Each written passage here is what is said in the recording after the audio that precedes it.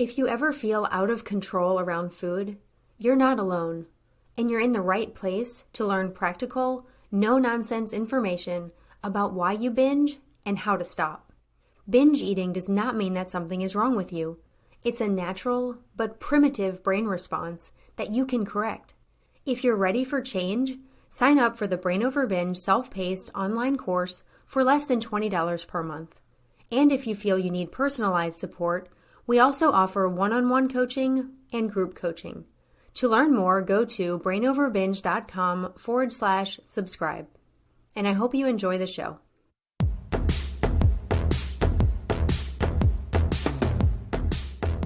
Welcome to the Brain Over Binge podcast, where you learn a simple, brain-based approach to ending binge eating. I'm Kathryn, your host. For those who are new to the podcast, I'm the author of the books Brain Over Binge and the Brain Over Binge Recovery Guide, which are both aimed at helping women and men who are struggling with binge eating disorder and bulimia. But even if you don't quite fit the criteria for bulimia or binge eating disorder, I think that you'll find the ideas in this podcast and in my books to apply to you as well. In fact, this show today is primarily geared toward those of you whose binges are not frequent enough or large enough to actually fall into the category of bulimia or binge eating disorder. It's also geared toward those of you who feel like you're in a cycle of yo-yo dieting, and every time you break your diet, it feels similar to binging.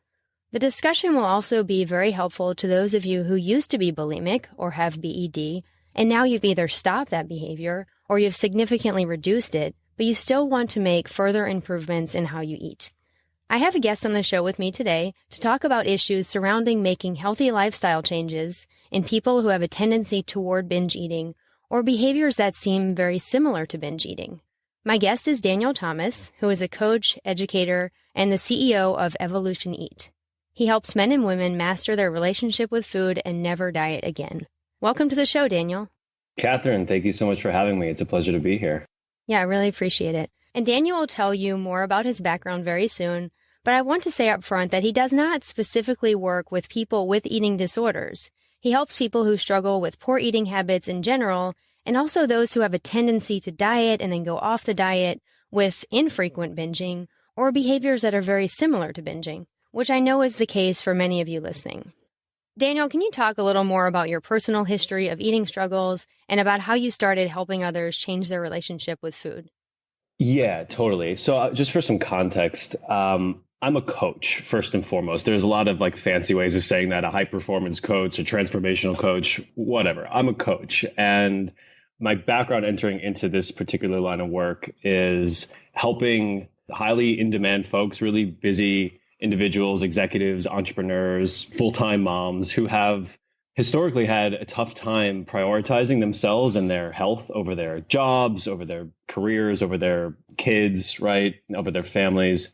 And a lot of my clients come to me just lacking an overall awareness integral to understanding all the factors at play when it comes to their diet and why they haven't been able to get it right. And what I've found is that most people haven't even considered that they have a relationship with food, which is why I talk a lot about one's relationship with food. And, unfortunately, I think the general public has been led to believe mistakenly that dieting is the appropriate solution to achieve health and wellness and a meaningful life, when actually, as far as I'm concerned, it's completely at odds with it. And so my goal with my work, my objective is to completely abolish that idea by helping my community and my clients develop a lifestyle, develop a mindset, and develop a strategic tool set of habits that support their lifelong success in whatever it is that they want to accomplish, be it health, be it career, be it personal fulfillment,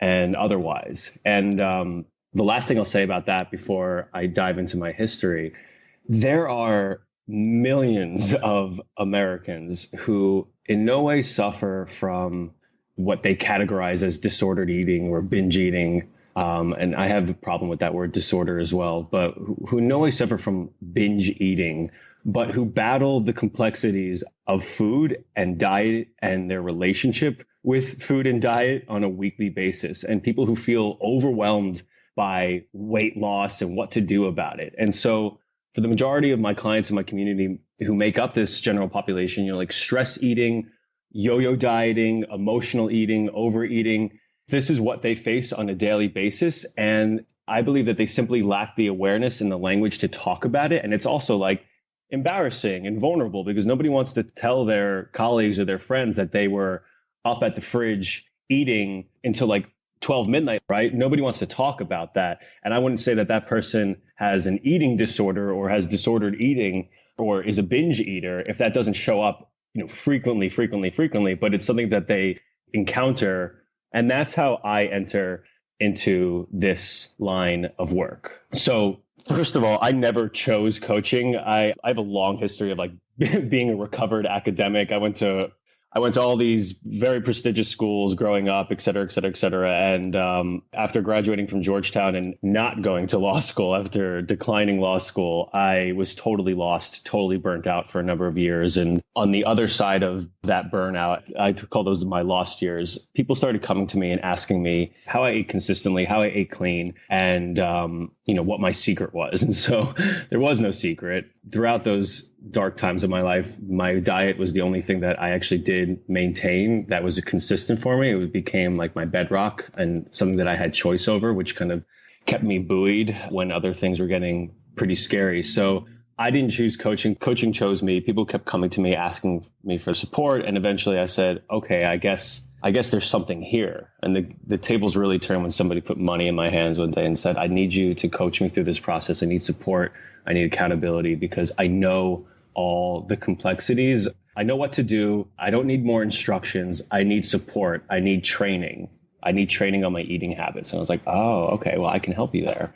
So why I have a facility with this sort of subject is because I grew up, simply put, I was a fat kid. I'm an Italian kid from Long Island. And while I'm no longer fat, I'm definitely still Italian. And in my family, food was love, and there was a lot of love growing up. As an only child too, all the attention was on me, and very quickly it became established that food was a mechanism to make me feel good. So it was offered to me because I loved it and I ate a lot of it, and my mom saturated me with love. So I would get more and more food, and that just became like the equation. And not to mention I was an only child and both my parents worked. So I came home to an empty house a lot. And food became then a form of entertainment. So something that I knew that would make me feel good, something that I could do when I was bored, something that I could do with myself. And it would always give me that dopamine hit that I was looking for. And, over time, that just became ingrained in me. It became a way of being. I would look to food to make me feel certain things. So then I grew up that way, and I grew up overweight. Even in college, when I started exercising a ton, and I was exercising like 7 days a week, sometimes even 2 times a day, I was still overweight for what I've defined as like 3 specific reasons. One, because I was addicted to, sugars and packaged goods and all the sort of things that are engineered essentially to make us addicted to food, which is why they're hard to cut. 2, I'm an emotional eater, and that same stuff from childhood kept showing up no matter how old I was. And 3, diets don't work. And I tried to diet, and then I would be successful, and then I would, successful. And I say that with air quotes, meaning I would lose weight, but I would approach the process entirely wrong from my perspective now, and that I would restrict myself and I would try to be absolutely perfect, right? Which is what most of us try to do. And then ultimately I would come to an undoing phase where I would then gain it all back, and I would be cycling back and forth and back and forth. And so those 3, I think most people have some variation of those 3 complexes going on, that they're like addicted to foods that are engineered to make you want more and more and more of them. We're all emotional eaters, in that we use food as some sort of coping mechanism and or just like a thing, an external means to do something because it's there and it tastes good. And it's like a mindless habit that we condition ourselves to keep coming back to. And then because diets don't work, and unfortunately they're offered as a solution to health, and they're just not. They promote more and more and more of those unhealthy habits. And so I brought that awareness into my work when people started asking me to coach them. And then over the next 5 years, I've deeply investigated all of that, and I've developed my own approach to weight loss and wellness. I kind of hate those terms because the work is so much more than that. People come to me and they think that they're like signing up to lose weight, and that might be true, but really what we're working on is helping them get their life back. And then from that place, creating whatever it is that's meaningful to them. And I can talk more about that, but I just talked a lot, so I'll let you jump in. Yeah, well, it's all really helpful to understand what you do. And I love that you're not all about weight loss. And on your website, it says, I'm not your typical online diet guy. And can you talk a little bit about that and explain why you teach people sort of the bigger picture and not that the diet is the solution? Yeah, totally. So I don't believe in rapid weight loss, and I don't promote that sort of nonsense.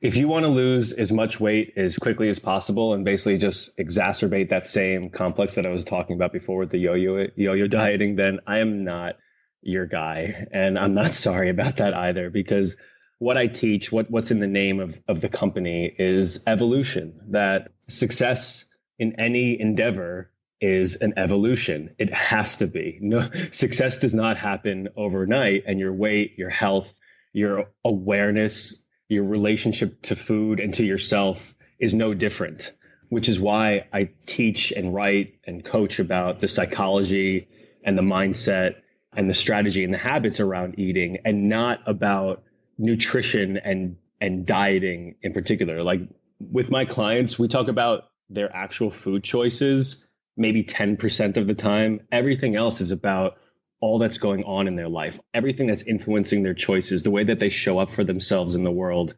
and the why and the how they're using food. So it's not about the what so much. Most people know what is and isn't healthy, right? Like there's plenty of resources that I can direct people to that have been established for years and years and years. I'm not offering anything new about like what isn't healthy. I don't have any magic hacks that I can give to you that's going to help you lose weight or make you feel amazing by having something for like a day or two.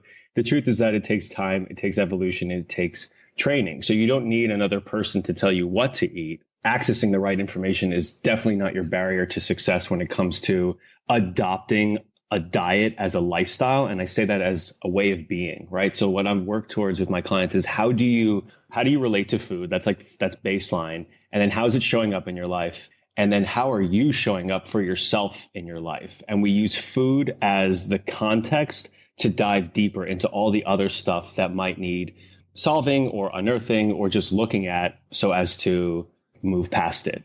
So therefore, I like to think of like, how do we use our diet as an expression of ourselves, right? Like, how am I showing up for myself? Is this choice making like a loving choice for myself, or is this not making a loving choice for myself? How do I want to live not just now, but how do I want to make this a way of being so that in 3 years from now, I'm doing the same sort of thing, right? Often we look at weight loss as this goal that we have to get to versus a place that we come from. And that's a key distinction that I talk about a lot, that goals are a place to come from, not a place to get to. And what I mean by that is that often we think of like something that we don't have as this thing outside of us that we have to strive and sacrifice to get to. And then if we get there, then like we've achieved the thing. And then but then the question is, well, what happens after that? Well, if you're going on a diet, you're going to make sacrifices to get to the end, to satisfy that end goal. And really that means you're sacrificing yourself. So you're restricting, or you're hating the process, or you're suffering through it in some way, or like, I can't go out with friends, or I can't do this. It's a very restrictive mentality. So I don't promote that at all. What if instead your goal, which was like, I'm just the sort of person who shows up for myself that way. And it kind of takes the pressure off, right? And it focuses more on the process of getting there versus this strict absolute standard that you have to get to one day. Is that making sense? Yeah, it is. And as you're talking, I'm thinking that it's such a good way to look at it. And if everyone who had weight concerns, like the first time you have weight concerns, if you were taught to look at it that way, or taught to look at it as new skills that you're building, I think a lot of people would have less problems. But instead we're presented, hey, dieting's the solution, and that leads to even more problems. So I'd love you to dive deeper into the aspect of skill development when it comes to eating. When you're talking about making healthy changes in diet and lifestyle, most people think of it as something you're either doing or you're not doing, without even considering this process that you're talking about and the skills they need to build. So can you talk more about sort of that process-based approach? Totally, totally. Yeah. I love to use this metaphor of a piano player. So, like, let's pretend that as a kid, as a teenager, you dabbled around with the piano and like you liked it. Maybe you took a few lessons. You don't remember anything. So you have some sort of familiarity with it, right? Like you can sit down and like press a few keys and you get it, but it's basically a foreign object, which is kind of how a lot of us relate to food, right? It's like we engage with it on a daily basis. We have a sense of like what the macronutrients and the food types and this and that. For people who have struggled, have had a disempowered relationship with it, maybe they've tried dieting before, but it might end there. So if you wanted to actually master the process of becoming a piano player, like you would have to make a few decisions for yourself. One, you would probably recruit the instruction of an instructor, of a coach, of a mentor of some sort. And every day you would show up, you would practice, you would follow the instructor's lead, you would make mistakes, right? You would make a lot of mistakes, especially in the front end. You're going to make a lot of mistakes and you're going to have to invest in those mistakes, meaning just like feel comfortable being the sort of person who makes mistakes, especially in front of others, right? And so you're going to have to be comfortable investing mistakes. You're going to go home, you're going to practice, you're going to read the sheet music, you're going to learn how to read music.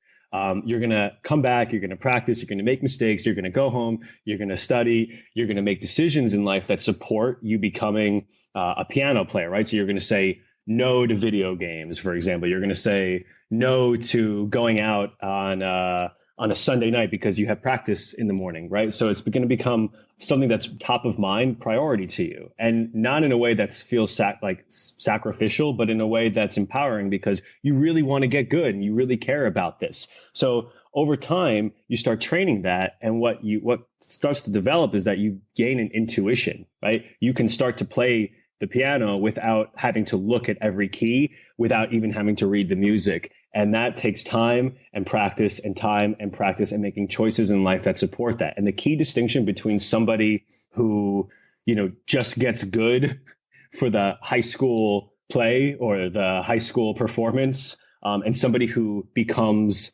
a grandmaster pianist who is playing in front of, scores and scores of people, is that the grandmaster falls in love with the process of practice, right? And that is what I try to instill in my clients and what we work towards, falling in love with the process of showing up for yourself. And we use food as like the carrot on top, like the access point into that idea of showing up for yourself powerfully and lovingly. And we use food as the mechanism through which we're talking about that sort of relationship with oneself. But then it necessarily ripples out into other areas of your life, because when you start showing up for yourself powerfully and lovingly, one, you're entering into every day with the mindset and the attitude of, I'm really doing this for myself, and I'm doing this solely for myself because I love myself. And there's no sacrifice there. This is a lifelong practice, a lifelong process, just like the piano player. It's a lifelong skill that you develop, and there's no end point there. The goal isn't to get to the 30 pounds and then you go back to the old way. No, the goal is to keep iterating and progressing from that place that you get to, and then you keep going from. So there's no end point. This is your life, right? Process is life. There is no goal that you get to. The goal is the place that you come from. And when you start to do that for yourself, and you're eating healthily, and you're prioritizing this part of your life, and you're engaging with your family or your friends, and you're not scared to admit that this is something that's important to you. So often we shy behind like this thing that we're doing, and we don't want anybody to know. I can't tell you how often I talk to my clients about like, you're allowed to have preferences when you go out to eat socially. So often we live in our projections and our fears of like what other people are going to think of us. Yeah, but I don't want to rock the boat. I don't want to order the salad or, say no to the pizza because they're going to think that I'm boring or I'm letting them down in some way. And like, that's such a false construct, but like we come from that place often, and it's just not true. So what often happens is that a lot of people are sitting around a table projecting their fears onto others and their insecurities onto others. And meanwhile, everybody at the table just wants the other person to have a great time. So owning your preferences and owning that this is an important part of your life, and then speaking that into the world, huge. I call it externalizing, huge, coming from that place. And so when you start to do that in multiple areas. It's not just your diet, but the way that you conduct yourself, the way that you relate to yourself, the way that you relate to others. This starts to ripple out more and more and more and more and more. And it becomes a way of being. So like you start to develop a few different things. One, the confidence that you can do this forever, that you're the sort of person who can show up for herself or himself every day, even if it's not perfect, even if you make a mistake, even if you do have the pizza at night with your friends. There's always a nugget of information that we can learn from any situation, so long as you're coming from that place. If instead you were to go home and judge yourself that you had pizza and you suck and you can never do this and the whole night is lost, the whole week is lost, you might as well just stuff yourself in front of the fridge because everything is lost and you'll start over tomorrow. This idea of starting over is a fallacy, right? What I try to do is help my clients see that they actually always have choice and that they're empowered and that a mistake is just part of the process. Just like when you press the wrong key on the piano, it doesn't mean anything. It's not something that you don't have to identify with your mistakes. It's just information that we can use, or we can completely look past and say, great, you keep going with the song, right? You go to bed, you wake up the next day, you make healthy choices for yourself. It doesn't mean anything about you personally, right? So it's not something that you identify with. Does that make sense? Yeah, the idea of starting over tomorrow, for people I work with, it ends up leading to binge eating behaviors, which, is taking what you're saying and having pizza and just going to the extreme. And because they had the pizza, then they feel like they need to eat more and more and more and then start over tomorrow. And I think it's important to recognize here that we're coming from two sort of different places. You're teaching people to make healthy choices, and my role is basically to help people stop this binge eating behavior. And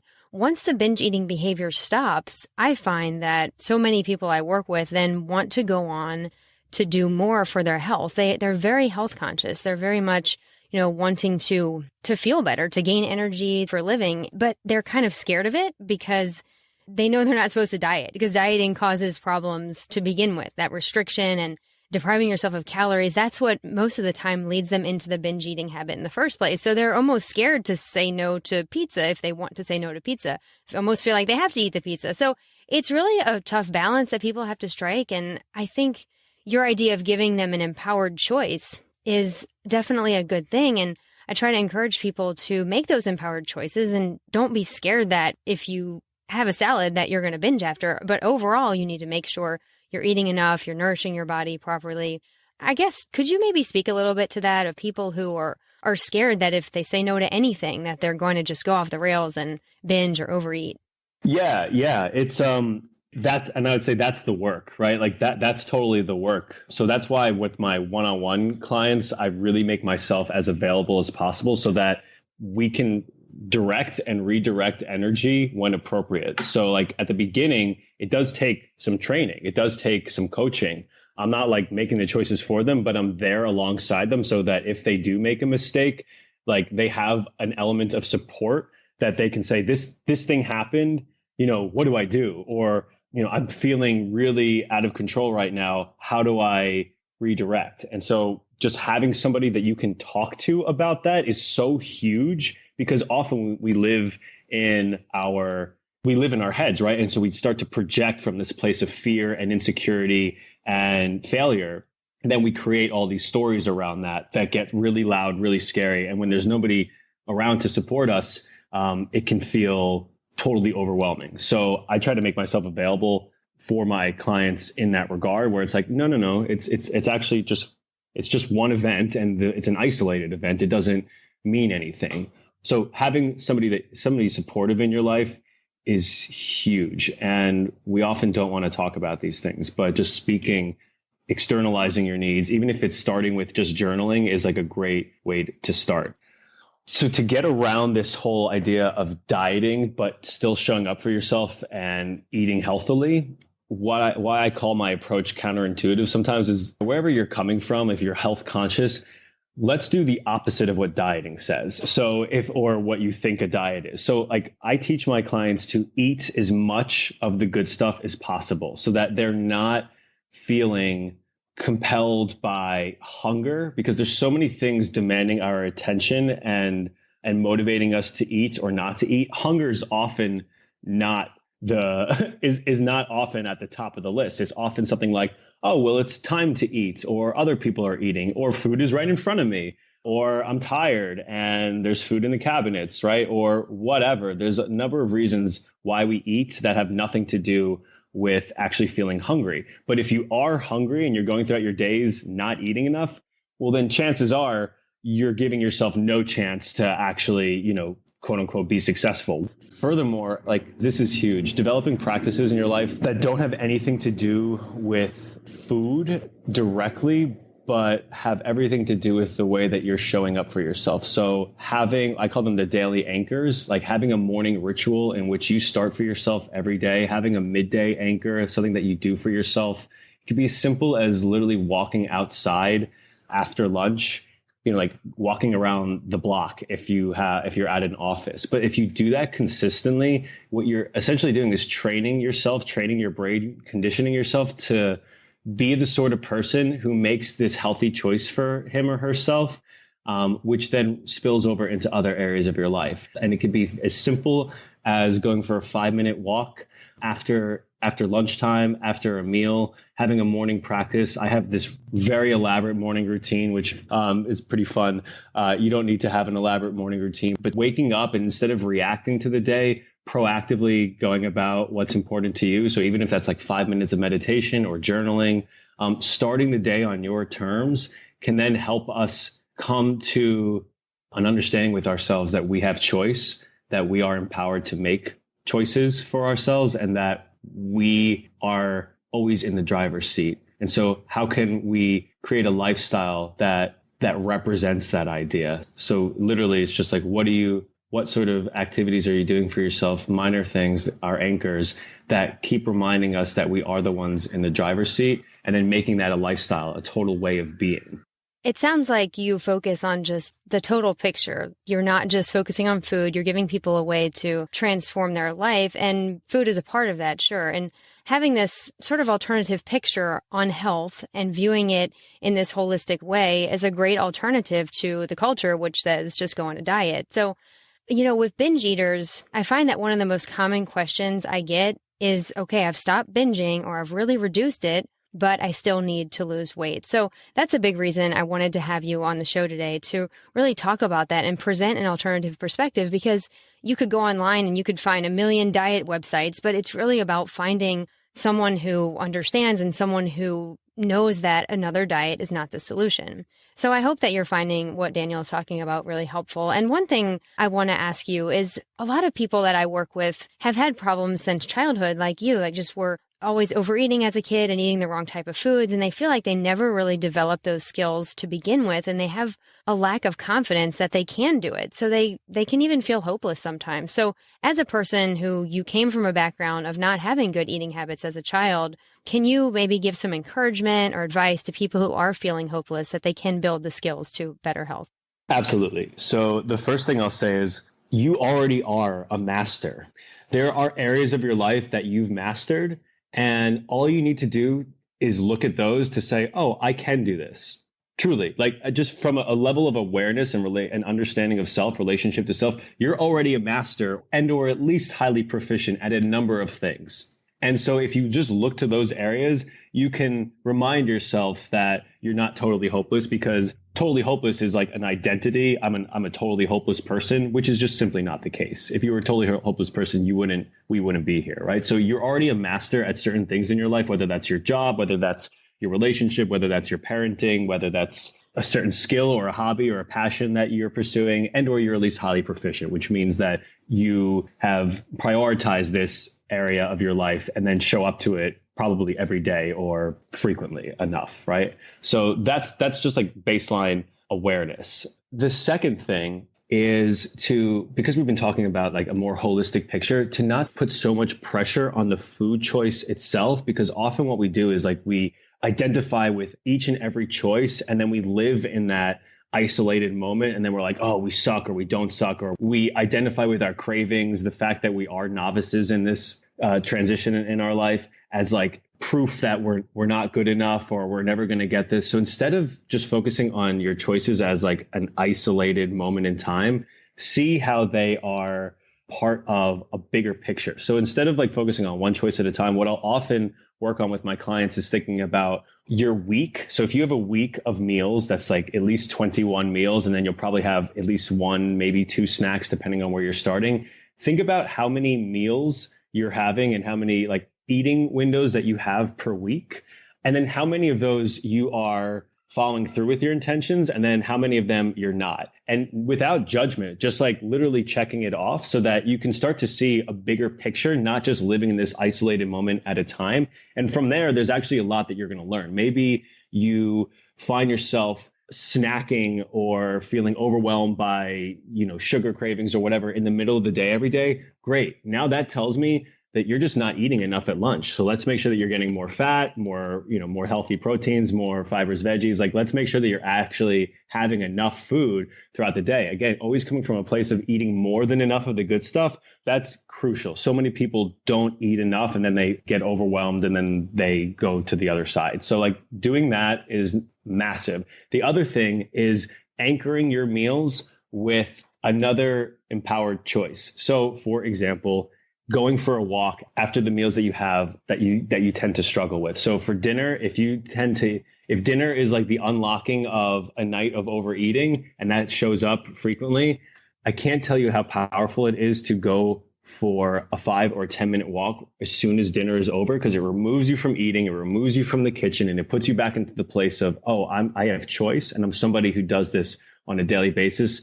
And more often than not, on the other side, you recognize that, those cravings aren't as real as they felt when I was in that environment that I cultivated for myself. Does that make sense?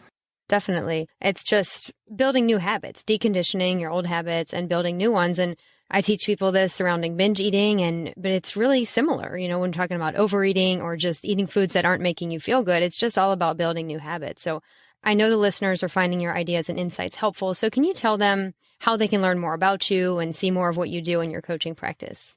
Yeah, totally. You can find everything about what I teach, what I've just talked about today, all my coaching stuff at EvolutionEat.com. That's the words evolution, EAT.com. I've put together a little starter pack, some videos, some success stories, and access to more coaching opportunities. And for your listeners as well, I love to talk about this. As you can tell, I'll just go on and on and on and on and on. So thank you for entertaining me and just letting me talk and talk. But I do love to talk about this. And for any of your listeners who want to continue the conversation, please feel free to reach out to me personally. My email is daniel@evolutioneat.com. Daniel, DANIEL, very simple. Just be sure to put Brain Over Binge Podcast in the subject line so that I and my assistant can find you. And I really do create the time to engage in meaningful discussions. So I would love to hear from you. That's wonderful. Thank you so much. And for those of you who feel like your binging is under control and you're ready to make those healthy changes, then definitely encourage you to contact him. And if you're still struggling with binging, I encourage you to keep working on that. Just focus there. You don't need to worry about making other changes right now. Just get rid of this binge eating habit, and then you can move on to making those other healthy changes that you want to make. So thank you so much, Daniel, for being here to tell your story and to talk about what you do. Yeah, Kathryn, thank you so much. Thank you for doing what you do in the world. You've changed so many of my clients' lives with your book and with your work. And now I love that you have the podcast and you're putting yourself out there because your message is so powerful and we need more people like you. So thank you for doing the work that you're doing. I'm just very grateful to be able to contribute to the conversation, that we could connect this way. Awesome. Thank you. I really appreciate that. If you're new to the show, I want to mention that there's a link in the show notes to get a copy of my free ebook called The Brain Over Binge Basics that can help you get started ending the binge eating habit. And there's also a link to Daniel's information and his free gift as well.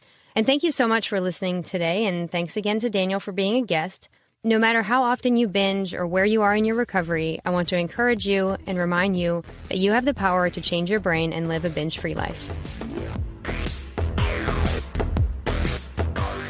The Brain Over Binge podcast is produced and recorded by Brain Over Binge Recovery Coaching, LLC.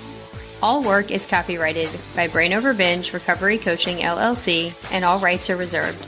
As a disclaimer, the hosts of the Brain Over Binge podcast are not professional counselors or licensed healthcare providers, and this podcast is not a substitute for medical advice or any form of professional therapy. Eating disorders can have serious health consequences, and you are strongly advised to seek medical attention for matters relating to your health. Please get help when you need it, and good luck on your journey.